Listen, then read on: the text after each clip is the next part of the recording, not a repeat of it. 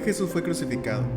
Estamos en la temporada de Semana Santa y dependiendo de tu contexto familiar o de tu contexto cultural, cada persona tenemos una idea de lo que significa la Semana Santa o cuál es la razón de ser de esta temporada.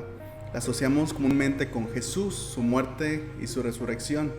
Y la pregunta a la que nos enfrentamos es: ¿cuál es la razón por la cual Jesús fue crucificado? ¿Por qué es algo que celebramos? ¿Por qué es algo que hacemos? ¿Por qué si fue algo que pasó en el Medio Oriente hace más de 2000 años? ¿Por qué es algo que como mexicanos celebramos? ¿Cuál es la importancia que tiene para nosotros? Para muchos, la respuesta a esta pregunta puede ser algo como: bueno, Jesús murió para darnos un ejemplo de amor y de humildad. Alguien podría decir: Jesús fue crucificado debido a las diferencias políticas o ideológicas con los líderes judíos o con los líderes religiosos. Y dependiendo de esas dos preguntas, en la primera tal vez estamos pensando o asumiendo que Jesús entonces solamente fue un buen maestro. En la segunda tal vez podríamos pensar: bueno, Jesús fue un filósofo y que fue crucificado simplemente por sus ideas radicales. Pero la realidad es que hay mucho más que eso. Y hay quienes podrían decir que la historia de Jesús es una historia ficticia, aunque la realidad, la existencia histórica de Jesús y la muerte histórica de Jesús es algo que está documentado. Tenemos diferentes fuentes que no son fuentes bíblicas, sino que son fuentes extrabíblicas. Esta pregunta es importante porque lo que crees acerca de la muerte de Jesús tiene grandes implicaciones para tu vida. No solamente para tu relación con Dios, sino también para tu relación con las personas. Incluso para cómo afrontamos nosotros la injusticia en el mundo y cómo lidiamos especialmente con nuestro pecado. ¿Cómo abordaremos este tema? Bueno, hay muchas maneras. Podríamos hablar de Jesús desde muchas perspectivas diferentes. Podríamos decir muchas cosas acerca del sacrificio de Jesús en la cruz, pero hoy solamente hablaremos de dos cosas que son sumamente importantes para nosotros. Una es substitución y la segunda palabra, tal vez no es muy común, es propiciación. Vamos a hablar de estas dos cosas y no te preocupes, son palabras un poco grandes, pero vamos a definirlas. Primero tenemos que hablar del tema o del asunto o del problema del pecado. En las primeras páginas de la Biblia se nos presenta el primer asesinato. Caín mata a su hermano Abel. Y Dios le dijo a Caín: la sangre de tu hermano clama a mí desde la tierra.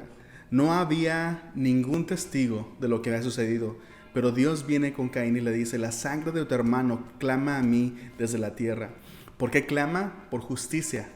Con el pecado de Adán y Eva, el caos y la maldad entran al mundo.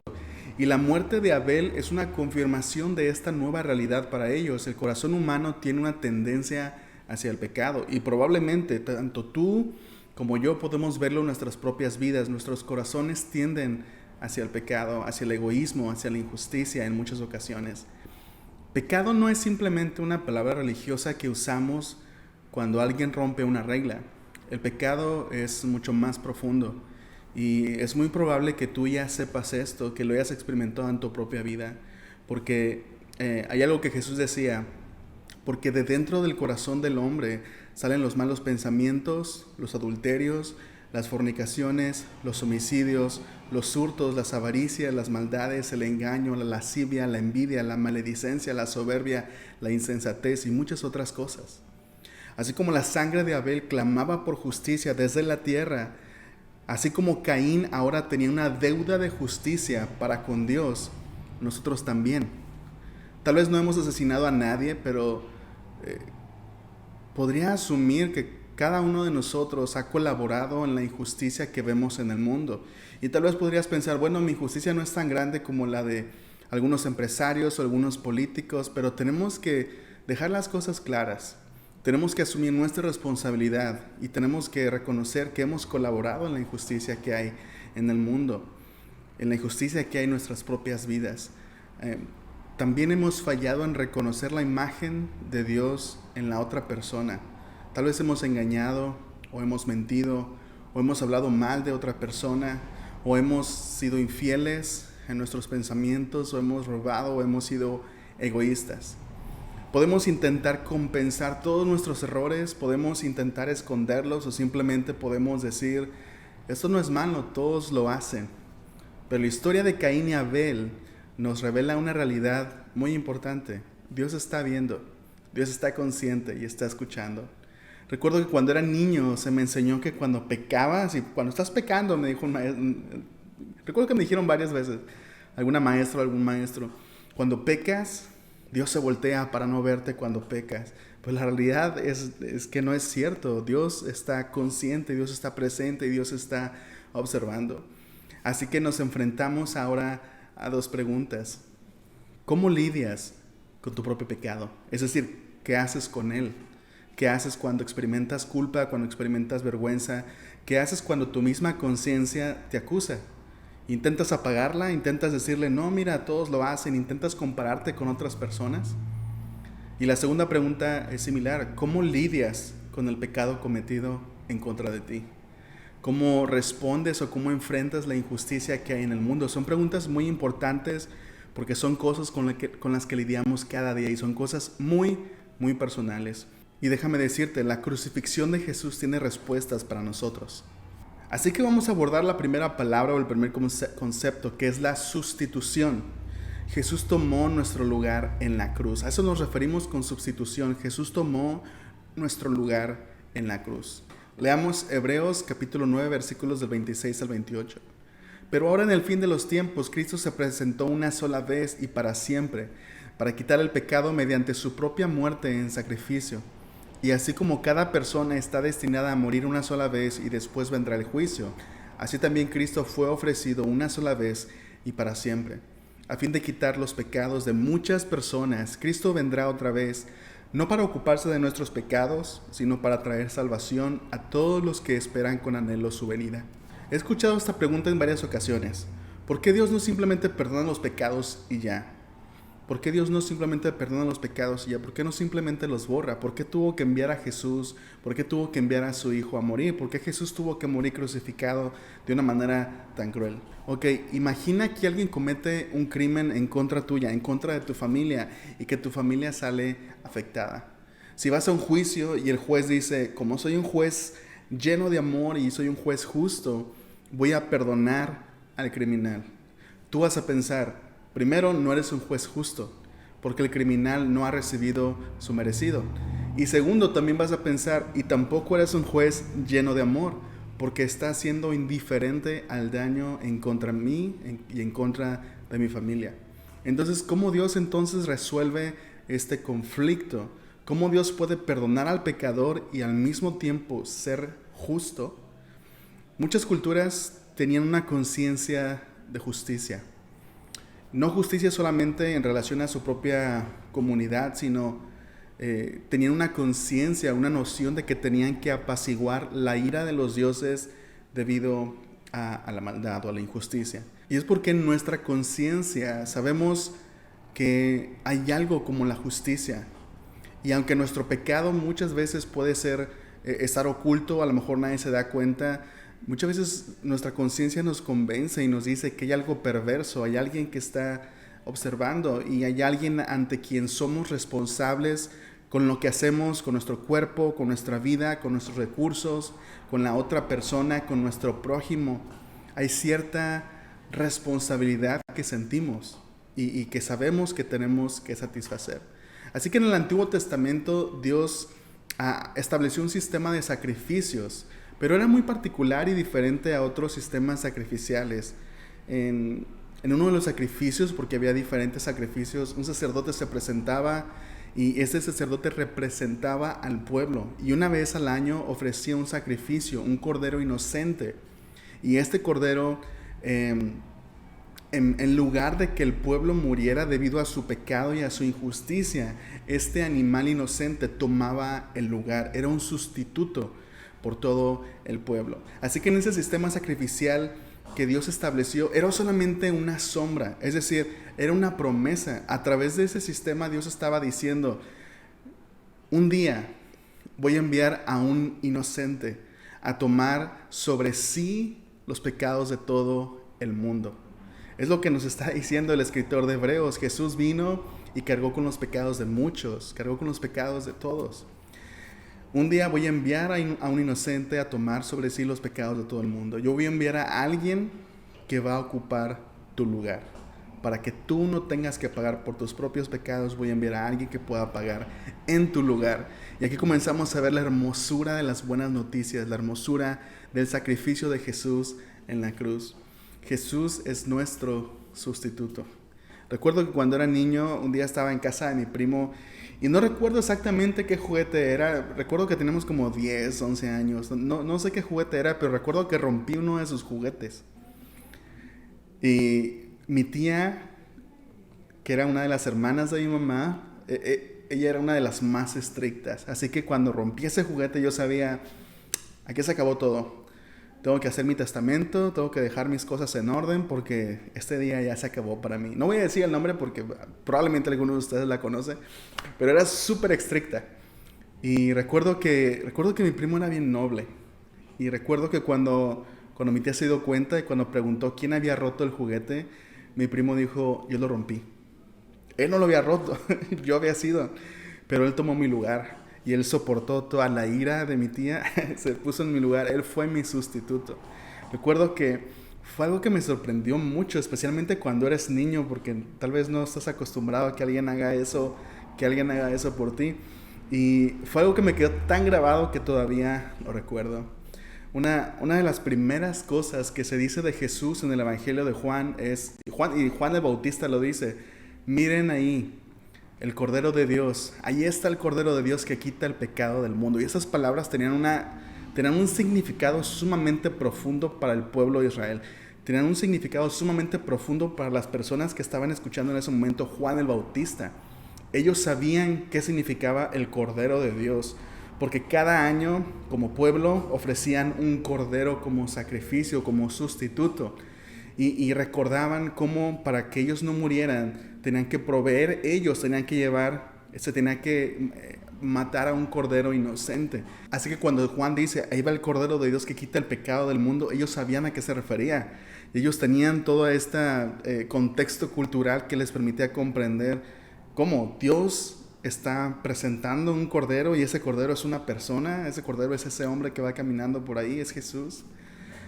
Así que Jesús es el Cordero de Dios que Dios mismo presentó como nuestro sustituto. Por eso decía Jesús, yo no he venido al mundo a condenar al mundo, yo he venido para salvarlo. La razón por la cual Jesús vino al mundo fue para salvarlo, no para condenarlo. Jesús venía al mundo precisamente a presentarse como un sustituto por nosotros. Tenemos que entender que Jesús no fue asesinado por los líderes judíos o los líderes romanos. Jesús se presentó a sí mismo como un sustituto. Jesús yendo a la cruz es Dios diciendo, porque te amo. Para ti que estás escuchando, para ti que estás viendo este video, es Dios diciendo, porque te amo y porque quiero perdonarte, yo presentaré una ofrenda en tu lugar. Yo mismo voy a proveer un sustituto. Tú no tienes que hacerlo, yo voy a proveer un sustituto. Y en este sustituto, en esta víctima inocente que va a tomar tu lugar, yo voy a poder perdonarte. Así que en vez de que nosotros tuviéramos que pagar esa deuda de injusticia, Jesús lo hizo por nosotros. Una persona llamada John Stott dice lo siguiente: el pecado es tomar nosotros el lugar de Dios, mientras que la salvación es Dios tomando nuestro lugar. Así que cuando esa temporada veas la cruz en diferentes lugares o veas las películas de Jesús que por lo general en Semana Santa comienzan a salir muchas películas de Jesús, recuerda esto, cuando veas la cruz es Jesús tomando tu lugar y decir, yo debí haber estado ahí, yo debí haber pagado esa deuda, pero Dios presentó un sacrificio, pero Dios mismo proveyó un sustituto para que yo no tuviera que morir, para que yo no tuviera que pagar esa deuda. El segundo concepto que vamos a ver es propiciación. Y esta palabra es todavía más extraña. Esta palabra no es algo que usamos comúnmente. Es una palabra que incluso se siente de esas palabras que sentimos que son religiosas. Pero la propiciación o lo que vamos a decir es Jesús cambió la ira en favor. Jesús cambió la ira en favor. Ahorita vamos a hablar un poquito acerca de qué significa esta palabra de propiciación. Vamos a leer Romanos capítulo 3, versículos del 23 al 26. Romanos 3, del 23 al 26. Pues todos hemos pecado. Nadie puede alcanzar la meta gloriosa establecida por Dios. Sin embargo, en su gracia, Dios gratuitamente nos hace justos a sus ojos por medio de Jesucristo, quien nos liberó del castigo de nuestros pecados. Pues Dios ofreció a Jesús como el sacrificio por el pecado. Las personas son declaradas justas a los ojos de Dios cuando creen que Jesús sacrificó su vida al derramar su sangre. Ese sacrificio muestra que Dios actuó con justicia cuando se contuvo y no castigó a los que pecaron en el pasado, porque miraba hacia el futuro y de ese modo los incluiría en lo que llevaría a cabo en el tiempo presente. Dios hizo todo esto para demostrar su justicia, porque Él mismo es justo e imparcial, y a los pecadores los hace justos a sus ojos cuando creen en Jesús. Cuando nos enfrentamos a la pregunta, ¿cómo puede un Dios de amor responder con ira? Porque estamos hablando aquí de ira, de enojo, de aborrecimiento. ¿Cómo puede un Dios de amor también tener ira? Antes yo pensaba que la ira era lo contrario al amor, pero no es así. Lo contrario al amor es la indiferencia. Mientras que la ira en ocasiones puede nacer precisamente del amor. Déjenme explicar un poco. Si tú le preguntas a una mamá o a un papá qué es la peor cosa que les pueden hacer, estoy seguro que te van a decir que lo peor que le puedes hacer a una mamá o un papá es meterte con sus hijos, es hacerle algo a sus hijos. Porque una madre ama intensamente a sus hijos, ella va a responder con ira y con enojo a todo aquello que amenace el bienestar de sus hijos. Porque un padre ama intensamente a sus hijos, se indignará profundamente cuando se haga injusticia, cuando se cometa injusticia en contra de sus hijos. De hecho, la evidencia de un padre o una madre que no aman es que respondieran con indiferencia a aquellas cosas que ponen a sus hijos en riesgo. Y de hecho, en ocasiones escuchamos noticias similares donde algunos padres descuidan a sus hijos o no los alimentan o simplemente los descuidan y a veces ponen a sus hijos en riesgo. Cuando Jesús llegó un día al templo, vamos a hablar de otro ejemplo de cómo la ira es una expresión muchas veces del amor o de la justicia. Cuando Jesús llegó al templo en una ocasión, al templo de Jerusalén, lo vio cubierto con vendedores y personas que estaban aprovechando la temporada para hacer negocio. Y muchos de ellos aprovechaban que había muchas personas fieles que venían a encontrarse con Dios.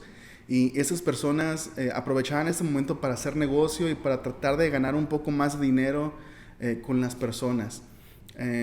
Dice la Biblia que Jesús vio todo esto y se airó, se enojó. Y la Biblia incluso dice que Jesús se tomó el tiempo todavía para hacer un látigo de cuerdas y sacar a los animales, sacar a las personas de ese lugar, incluso volteó las mesas. Y a mí siempre me han molestado un poco las películas que pintan a Jesús así como que siempre bien solemne, moviéndose lentamente, como si fuera una película de Zack Snyder. Y no, yo no puedo imaginarme una forma no violenta de voltear las mesas. No es como Jesús llegó y, a ver, estoy tantito para allá, déjame voltear esta mesa, a ver, ayúdame, tú agárrala de aquí, yo lo agarro de... No, fue algo violento. No hay una manera no violenta de voltear las mesas. Jesús dijo, han convertido la casa de mi padre en una cueva de ladrones. Y vemos en sus palabras la razón por la cual estaba airado. Jesús dijo también, este lugar es una casa de oración, es decir, es un lugar de encuentro entre Dios y las personas. Y ustedes solamente están haciendo negocio.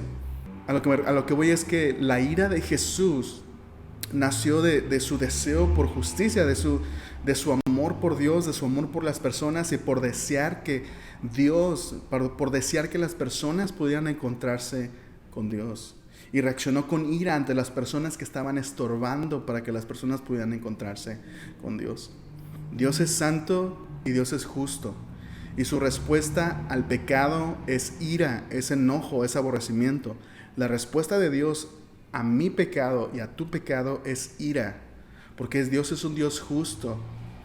Si pecamos y pensamos que Dios es indiferente, tenemos una idea equivocada totalmente de Dios. Si pensamos que Dios es indiferente a nuestro pecado, si pensamos que Dios es indiferente ante nuestra injusticia, la injusticia en el mundo, no estamos pensando bien en Dios. Porque Dios es santo y porque Dios es justo, Él responde con ira y con enojo. Aparte porque Él es Dios, porque Él es el creador. No solamente porque Él es alguien que vive en nuestro mundo y se indigna de la misma manera que nosotros por ver la injusticia. No, Él es el creador. Él es quien creó el mundo, quien lo diseñó y quien tenía un propósito para el mundo. Y cuando ve la distorsión y la injusticia, eso lo provoca a ira. Es una respuesta, no una respuesta involuntaria, sino que nace de su santidad, que nace de su justicia, porque Él es un Dios santo, Él es un Dios justo. Y Él ve la injusticia. En una de las primeras ocasiones en las que Dios declara quién es Él dice de sí mismo, en Éxodo 34:6, el Señor pasó por delante de Moisés proclamando, Yahvé, que es el nombre por el cual también se le conoce a Dios en el Antiguo Testamento, el Señor, el Dios de compasión y misericordia, soy lento para enojarme y estoy lleno de amor inagotable. Es interesante cómo habitan estas dos cosas en la persona de Dios, tanto la misericordia como la ira, el enojo. Una vez más, porque la ira de Dios, en este caso, que no es como la ira humana, nace de su justicia, de su santidad. Cada día escuchamos de crímenes, escuchamos de injusticias, escuchamos de abusos en las noticias y en redes sociales, y muchas cosas más perversas todavía que suceden en la oscuridad y que tal vez ni siquiera nos damos cuenta. La Biblia afirma que todo pecado finalmente, a pesar de que también es pecado cometido en contra de las personas, la Biblia afirma que también es pecado cometido en contra de Dios. Todo pecado finalmente es una ofensa hacia Dios, porque pensemos, cuando pecamos contra una persona, estamos pecando contra alguien, estamos dañando a alguien que está hecho a la imagen de Dios. Pero dicen estos versículos, pero Dios es paciente. Perdón, dice, de hecho es Pedro quien dice esto. Uno de los discípulos de Jesús dice, pero Dios es paciente, que no quiere que ninguno se pierda, sino que todos procedan al arrepentimiento. Por eso dice Dios, soy lento para enojarme. Dios es paciente, Dios es misericordioso. Y una de las razones por las cuales Dios es paciente, lo dijo Pablo en el versículo que leímos de Romanos. ¿Por qué Dios perdonó todo el pecado del histórico, todo el pecado del pasado? Dice Pablo, porque Dios estaba viéndose al futuro, porque Dios ya sabía que iba a enviar a Jesús para pagar por ese pecado. Ahorita vamos a hablar de lo que es propiciación. Es por eso que Jesús es nuestra propiciación. Propiciación, la palabra propiciación tiene un significado muy profundo y tal vez la mejor definición que encontré, porque son varias. Propiciación significa satisfacer o cubrir. Propiciación también significa calmar la ira de un Dios que está enojado. Esta es una definición un poco más precisa o específica. Y en otras palabras, es transformar la ira de Dios en favor para nosotros. Por eso en algunas oraciones tal vez hemos escuchado que dicen, Dios, sé propicio a mí, es decir, cambia tu ira y muéstrame favor. Y Jesús es nuestra propiciación. Recordemos que también significa satisfacer o cubrir. Cuando Jesús fue a la cruz, Jesús estaba presentando voluntariamente como una ofrenda para satisfacer la ira de Dios. La ira de Dios no es una ira desmedida o inconsciente, no es una ira que crea más injusticia como puede ser muchas veces la ira humana. La ira de Dios no tiene otro propósito sino lograr o restaurar la justicia, castigando el pecado. Entonces, una vez más volviendo a la pregunta, ¿cómo puede Dios entonces perdonar y ser justo al mismo tiempo?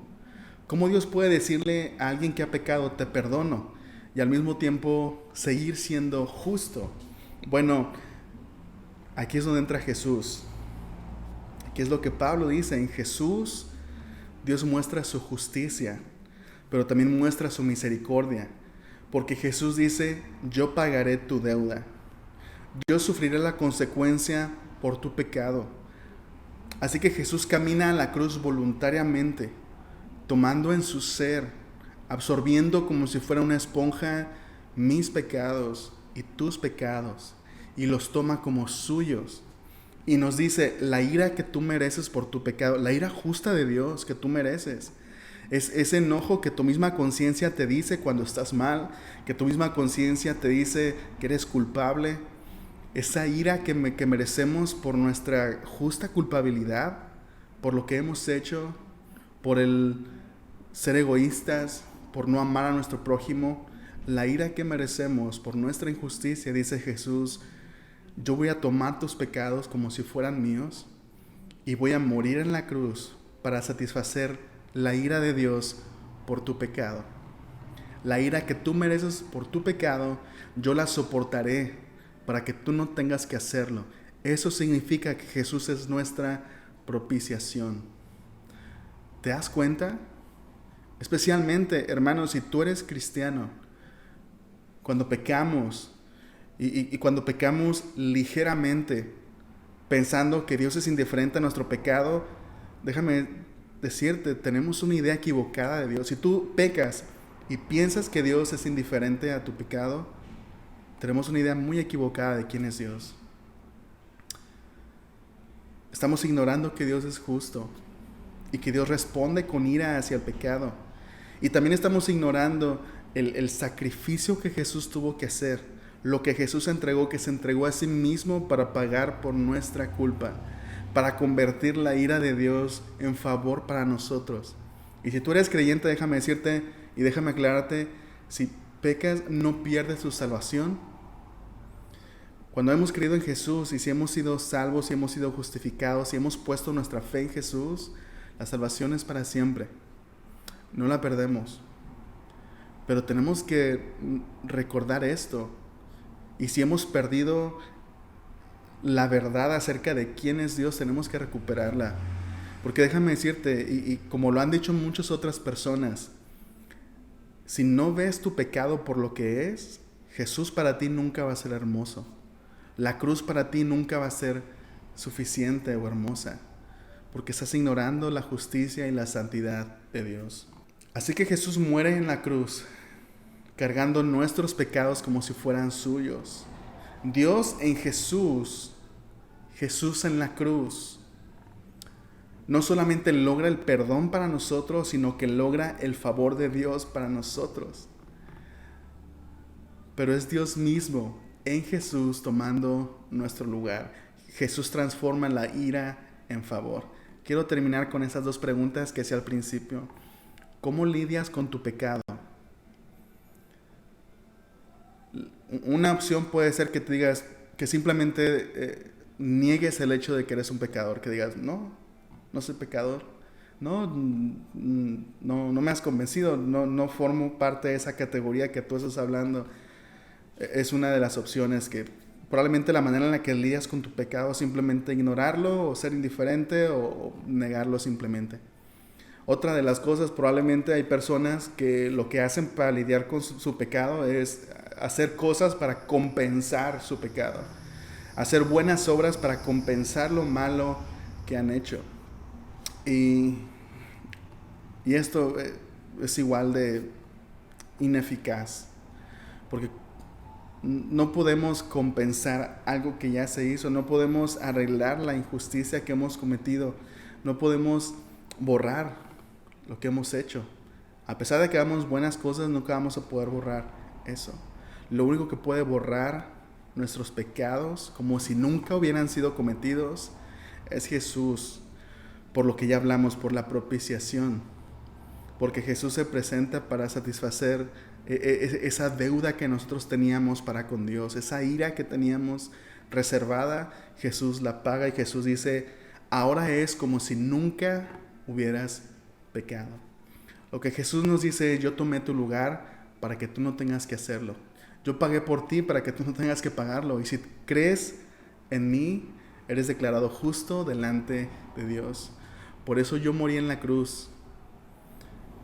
Y es como si nunca hubieras cometido esos pecados. Y es solamente por fe en Jesús. No es por buenas acciones, es por creer. Es por decir, yo creo en eso. Creo que Jesús murió en la cruz por mis pecados. Así que deja de intentar salvarte por tu cuenta y pon tu confianza en Jesús. Sal de ese ciclo de culpa, de ese ciclo de vergüenza, de ese ciclo de pensar que tú tienes que arreglarlo, que tú tienes que limpiarte y después puedes venir a Dios. No, Jesús dice, si crees en mí, ven así sucio como estás, y dice Dios, y yo te voy a limpiar. Y la segunda pregunta, ¿cómo lidias con el pecado cometido en tu contra? ¿Cómo te enfrentas a la injusticia en el mundo? Porque en el mundo hay injusticia y muchas veces es, ¿cómo se dice? Es insoportable en el sentido de que es difícil de cargar. El ver tanta injusticia, el ver tanta maldad a veces nos llena de mucha impotencia. Jesús nos dice que amemos a nuestros enemigos, que oremos por quienes nos maldicen y que perdonemos. Si ya era difícil simplemente vivir en el mundo con tanta injusticia, después viene Jesús y nos dice, ok, no solamente vivas y seas indiferente a la injusticia, sino que ama, ora por los que te maldicen y perdona. Y a veces tenemos problemas con estas cosas, pero déjame decirte, Jesús nos da tres cosas para poder perdonar. Nos da un ejemplo de perdón, una razón para perdonar y el poder para perdonar. ¿Cómo nos da Jesús el ejemplo para el perdón? Jesús muere en la cruz por nosotros. Jesús es Dios entregándose a sí mismo en la cruz por nosotros. Es decir, es Dios diciendo, ok, yo voy a absorber el daño. Yo voy a absorber esa deuda. Yo voy a pagar y nunca voy a usar este pecado en tu contra. Ese es un ejemplo de perdón. El decirle a la otra persona, ¿sabes qué? No voy a obligar a que pagues esa deuda. No necesariamente tiene que ser una deuda de dinero. Pero es decirle a la persona, voy a absorber el daño. Es decir, no voy a buscar vengarme, no voy a buscar que me retribuyas. Yo voy a absorber el daño que se hizo. Y nunca más voy a usar este pecado en tu contra. Nunca más voy a usar esto en tu contra. Jesús también nos da una razón para perdonar. ¿Cómo nos da la razón para perdonar? Bueno, Jesús murió en la cruz. Y cuando pensamos Jesús en la cruz, a veces pensamos de manera muy egoísta, ¿no? Jesús murió en la cruz por mis pecados. Es cierto. Pero ¿has pensado que Jesús también murió en la cruz por los pecados de aquellas personas que te han ofendido? Jesús murió en la cruz por los pecados de aquella persona que te hizo daño. Jesús murió por los pecados de tus papás, que tal vez sientes que te abandonaron o que no fueron buenos padres. Jesús murió en la cruz por esa persona que te cae mal o con la que no te sientes bien. Jesús murió en la cruz por esas personas. Así que Jesús nos da una razón para perdonar y nos dice, no solamente morir por tu pecado, también morir por los pecados de aquellas personas que te han ofendido y que te han lastimado. Y incluso también Jesús nos dice, porque podemos pensar, bueno, pues es que esa persona, estoy segura que nunca va a creer en Jesús y que nunca va a aceptar su perdón. Bueno, Jesús también dice, no te vengues, no busques venganza, da lugar a la ira de Dios. Es decir, Jesús nos dice, para aquellas personas que no crean, la ira viene, la ira de Dios viene y va a haber un juicio. Así que no te vengues, porque vas a estar creando más injusticia. Y Jesús dice, da lugar a la ira de Dios. Dios va a tomar el control, Dios va a establecer justicia y Él lo va a hacer. Entonces es una razón de esperanza. Y para finalizar, Jesús nos da también el poder para perdonar. El poder para perdonar. ¿Cómo nos da el poder para perdonar? Bueno, hace lo más hermoso que pueda haber en la vida, es que nos perdona. Nos perdona no porque nosotros ganemos ese perdón, solamente por fe. Es un regalo. Y déjame decirte, si tienes la idea correcta de cómo es el perdón de Dios, que es por fe solamente, déjame decirte que vas a tener el poder para perdonar a otros. Pero si eres una persona que piensas que tú te ganaste el perdón de Dios, va a ser muy difícil que perdones a otros. Y lo más probable es que realmente no tengas el perdón de Dios porque piensas que es algo que se gana, pero no es algo que se gana, es algo que Dios te regala cuando crees en Jesús. Así que Jesús nos da un ejemplo para perdonar, una razón para perdonar y el poder para perdonar. Y no solamente para perdonar, sino para amar a otros, para bendecir a nuestros enemigos, para hacer el bien por otras personas. Así que en esa semana, en esa temporada de Semana Santa, tomemos el tiempo para lidiar con nuestro pecado y llevarlo a Jesús y creer en Jesús, y también lidiar con la injusticia que otros han hecho en nuestra contra. Y perdonemos, amemos y oremos por las personas. Déjenme orar por ustedes. Padre, muchas gracias por tu palabra. Gracias porque nos recuerdas, porque nos das el poder para perdonar. Gracias, Señor, porque tú enviaste a Jesús a morir en nuestro lugar y porque nosotros no tenemos que pagar esa deuda porque tú lo hiciste. Gracias, Padre. Y gracias, Señor. Gracias, Jesús, por ese sacrificio tan hermoso, por ese sacrificio voluntario por el cual hoy tenemos perdón de nuestros pecados y podemos tener una relación con Dios. Te damos gracias por todo esto. En el nombre de Jesús. Amén. Dios te bendiga y nos vemos en la próxima. Gracias por quedarte con nosotros hasta el final del video. Si deseas recibir notificaciones de los videos que subimos, asegúrate de suscribirte al canal y hacer clic en la campanita. En la descripción del video encontrarás un enlace donde podrás descargar una guía de preguntas de aplicación que te ayudarán a profundizar y pensar en cómo aplicar a tu vida los principios que acabas de escuchar. Síguenos en nuestras redes sociales, nos encantaría conectar contigo. Todos los enlaces los encontrarás abajo en la descripción.